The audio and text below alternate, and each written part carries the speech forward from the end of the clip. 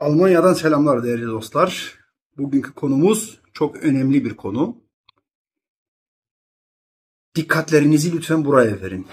Çünkü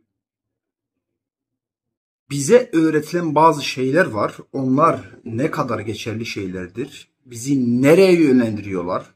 Ne yapmamızı istiyorlar? Bizim öğrenmiş olduğumuz doğrular ne kadar doğrudur? Bununla ilgili bir konu var. En önemlisi temelden başlayacağım. Kavga etmek yanlış bir şey mi? Çocuklarımızı kavgadan uzak tutmalı mıyız? Yoksa kavganın getirileri var mı? Yoksa kavga tamamen zararlı bir şey mi?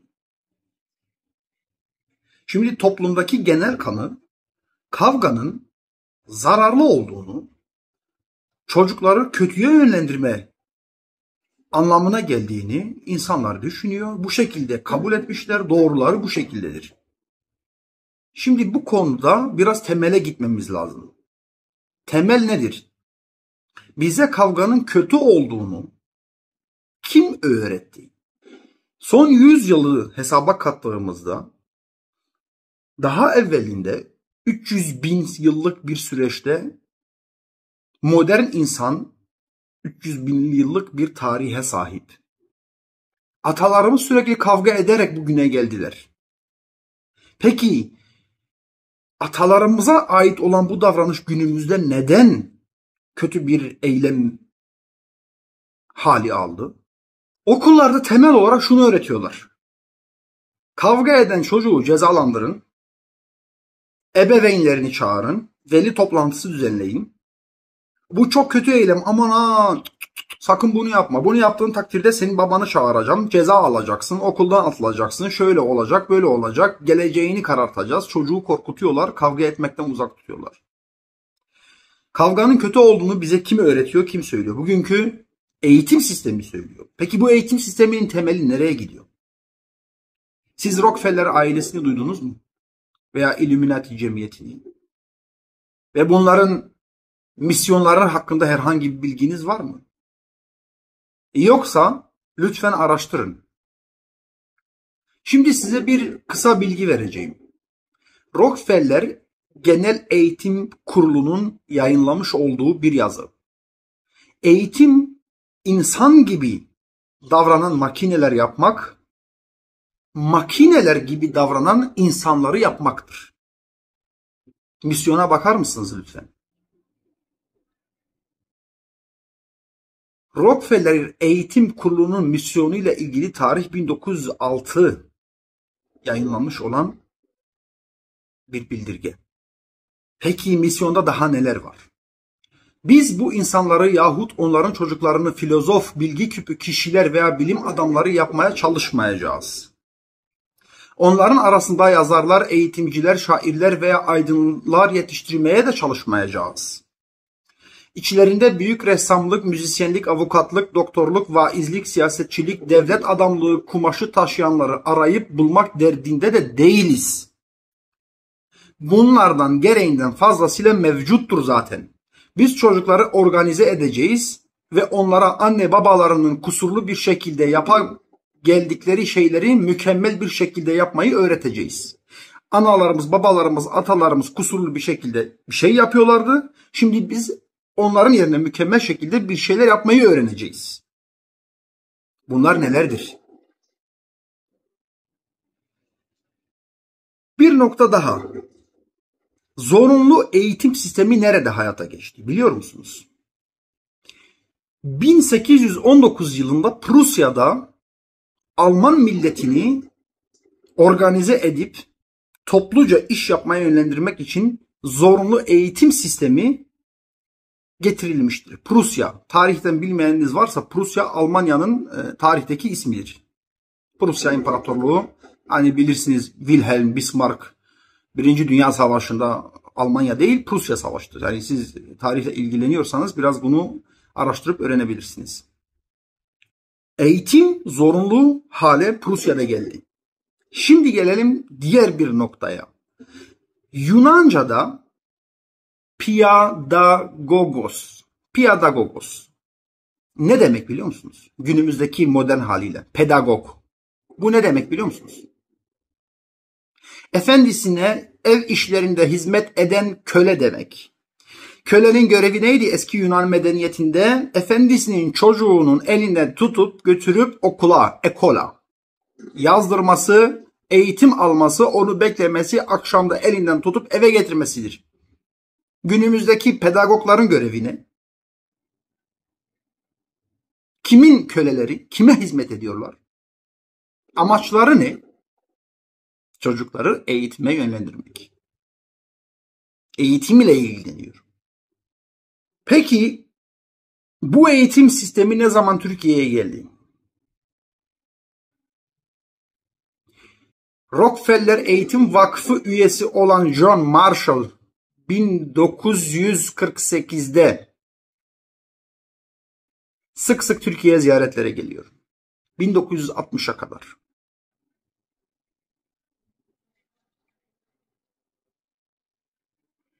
Yaşlılarımız bilir. Marshall yardımları, çocuklarda, okullarda verilen süt paketleri, fındık paketleri falan bunları bilirsiniz. John Marshall neden Türkiye'deki öğrencilere süt, fındık ve bu tür şeyler yardımı yapıyordu? Bunu sorgulayabilir miyiz? Neyi öğretiyorlardı? Eğitim sistemini Türkiye'ye gelip eleştirdiler. Neyi mi öğretiyorlar? İtaat etmeyi, işe gidip gelmeyi, tamam mı? Sorgulamamayı, işini mükemmel şekilde yapmayı, hayatını, özgürlüğünü, her şeyini terk etmeyi öğretiyorlar. Ne uğrunda? Para kazan, para kazan, para kazan. Ama yaşamından vazgeç.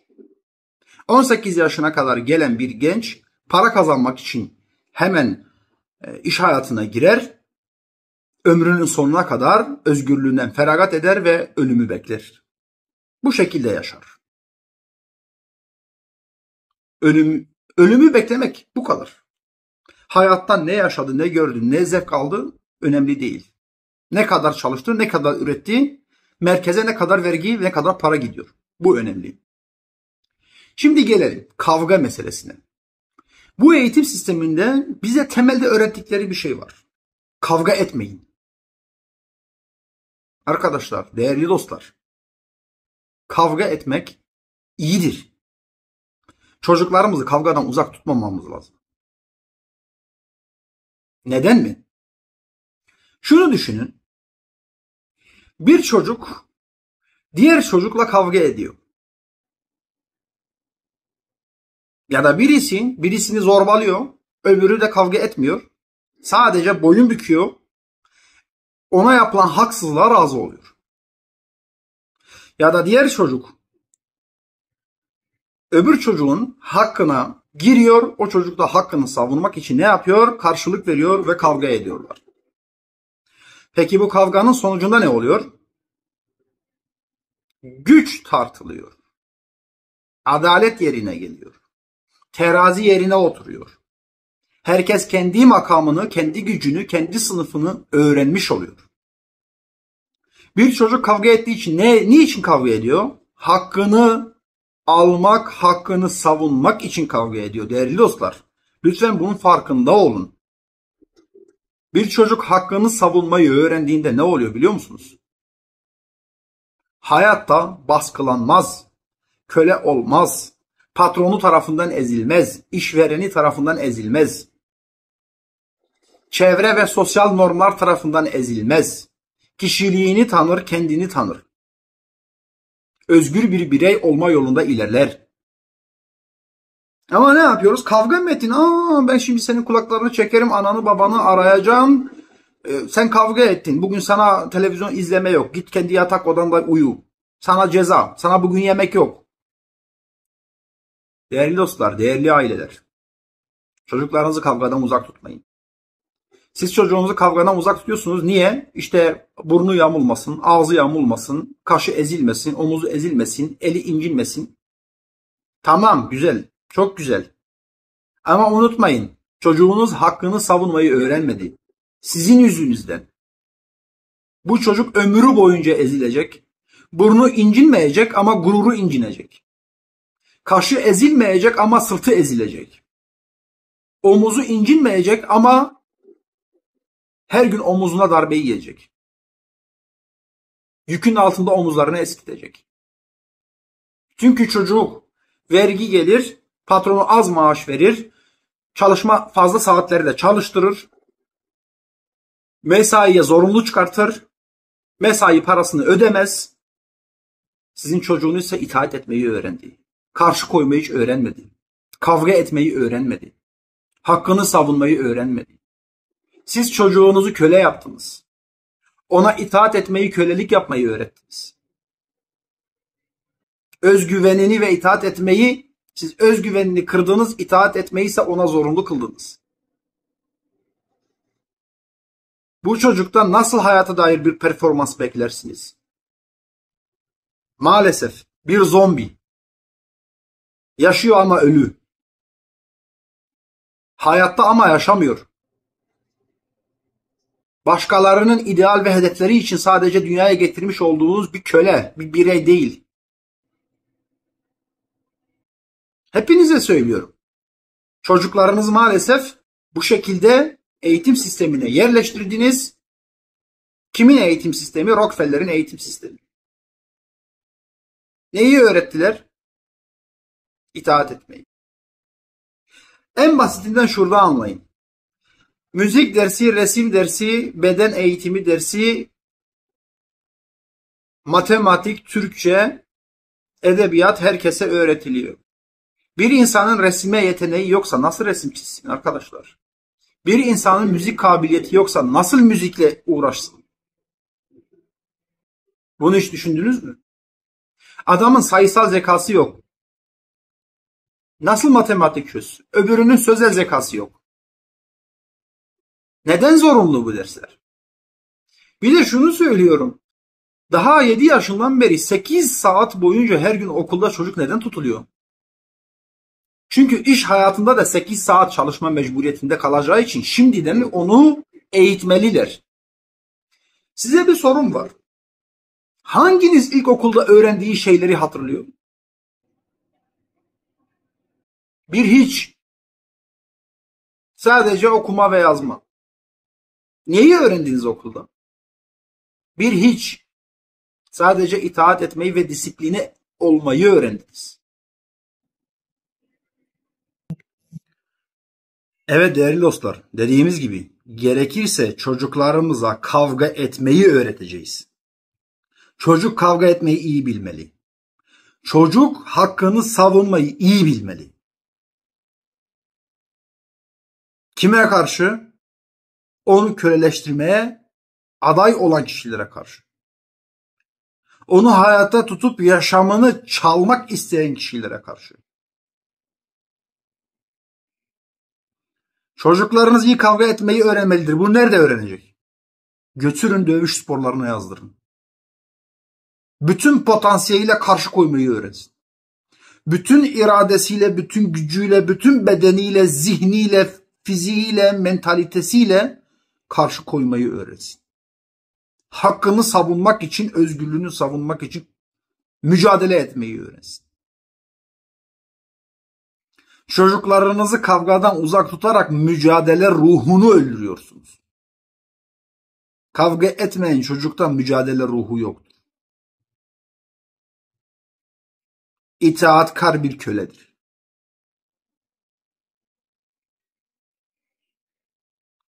Ben bir çiftçi ailenin çocuğuyum. Çiftçilikte şöyle bir şey var. Cazgır bir tane hayvanı çiftçi istemez. Uysal itaat eden bir hayvanı ister. Niye? Bir koyun, bir tane öküz, bir tane dana uysal ise, bir inek uysal ise sütünü rahat sağarsınız. Onu rahat sömürebilirsiniz. Rahatça yere yatırır, rahatça boğazını kesersiniz ve etini yersiniz. Ama çiftçi cazgır bir hayvanı istemez. Hemen elinden çıkartıp satmak ister. Siz çocuklarınıza bunu öğretiyorsunuz. Kavga etmek iyidir. Kimsenin bize öğrettiği şu saçma fikirli dünya, şu idealize edilmiş dünya. Kurtulun bundan. Yok hümanizm, yok bilmem neizm. Arkadaşlar, bu izimler var ya, bu izimler değerli dostlar sadece manipülasyondur. Manipülasyondur. Uymayın. Bize öğrettikleri ahlak ilkelerini lütfen sorgulayın. Kavga etmek iyidir. Hakkını savunmak iyidir. Mücadele etmek iyidir. Tam aksine uysal olmak, itaat etmek, hakkını savunmamak, gelen her türlü belayı kabul etmek kötüdür. Gelen her türlü haksızlığı kabul etmek kötüdür. Düşünün. Kavga eden çocuk, kavga etmeyen çocuktan daha eftaldir. Kavga eden çocuk, kavga etmeyen çocuktan daha hayırlıdır. Hem kendisine, hem toplumuna, hem de vatanına, hem de milletine. Kendini koruyup savunan bir insan sevdiklerini de koruyup savunmak için ayağa kalkar. Ailesini korumak için ayağa kalkar. Kendisi için mücadele etmeyi öğrenmemiş bir insan kimin için mücadele etmeyi öğrenecek? Günümüzdeki toplumsal dayanışma neden bozuldu? Hiç düşündünüz mü? Çünkü çocuklarınızı kavgadan uzak tuttunuz. Çünkü birbirini savunmayı öğretmediniz. Kavga eden çocuk neyi öğreniyor biliyor musunuz? Arkadaşlarına güvenmeyi. Kime nasıl davranacağını, kime güveneceğini, arkasını kime dayayacağını, kime dayamayacağını. Kime bulaşacağını, kime bulaşmayacağını öğrenir. Kolektif biçimde çalışmayı öğrenir. Grup şeklinde çalışmayı öğrenir. Sığınacak yeri öğrenir. Güvende hissedeceği, güvende olacağı yeri öğrenir. Hangi arkadaş çevresinde güvendedir, hangisinde değildir? Bunları öğrenir. Ama siz kavgadan uzak tuttuğunuz çocuğunuz neyi öğrenecek? Hiçbir şey. Sosyal ilişkileri de iyi olmaz. Çünkü insanın davranışlarına dair eksik kalmıştır. Bunu bir düşünün.